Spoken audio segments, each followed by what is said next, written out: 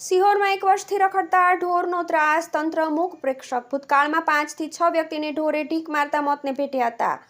ઢોરને ડબ્બે પૂરવાના આદેશને નગરપાલિકા તંત્ર ઘોળીને પી ગયું. કેટલાક વિસ્તારમાં તો રેઢિયાળ ઢોરના કાયમી અડિંગા.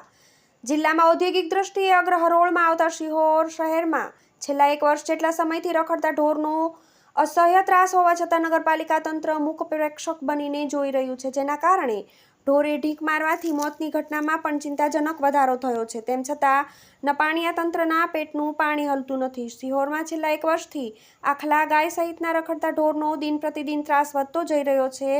Railway station road, Ahmedabad road, દાદાની વાવ, વડલા ચોક, પ્રગટનાથ રોડ, ધનકેડી રોડ, મેઇન બજાર, શાક માર્કેટ, કંસારી બજાર, જૂના સિહોર સહિતના વિસ્તારમાં 20 થી 25 ઢોરના ટોળા કાયમી અડિંગો જમાવીને રહે છે. ઘણી વખત આખલા યુદ્ધના દ્રશ્યો પણ લોકોને ભયભીત કરી મૂકે છે.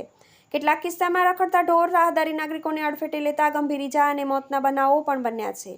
તાજેતરમાં જ સિહોરમાં રહીમભાઈ મુસાણી નામના વૃદ્ધ તેમજ જૈતુનબેન સૈયદ નામના મહિલાનું ઢોરે ઢીક મારતા મૃત્યુ થયાનો બનાવ બન્યો હતો. આ રીતે અલગ અલગ 5 થી 6 વ્યક્તિના ઢોરની અડફેટે મોત થયાના કિસ્સા બન્યા છે.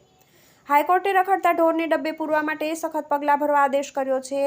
જિલ્લા કલેક્ટરે પણ સિહોર નગરપાલિકાને ઢોર પકડી ડબ્બે પૂરવાની ખાસ ઝુંબેશ ચલાવવા પરિપત્રો કર્યા હોવા છતાં સિહોર ઉલટી ગંગા વહેતી હોય તેમ નપાણીયા નગરપાલિકા તંત્રના પેટનું પાણી હલતું નથી અને આદેશોને ગોળીને પી જતું હોવાથી રેઢિયાળ ઢોરનો ત્રાસ વધતો જઈ રહ્યો છે, જેના પરિણામે ખરીદી અટાણું કરવા બજારોમાં આવતા લોકો ઝપટે ચડે છે. રખડતા ઢોરનો ગંભીર પ્રશ્ન કાયમી હોય નગરપાલિકાના અઘોર તંત્ર દ્વારા ખાસ ઝુંબેશ હાથ ધરી સિહોરવાસીઓને રેઢિયાળ ઢોરના ત્રાસમાંથી કાયમી મુક્તિ અપાવવામાં આવે તેવી લોકોની પ્રબળ માંગ ઉઠી છે. TV18 news, Sihor.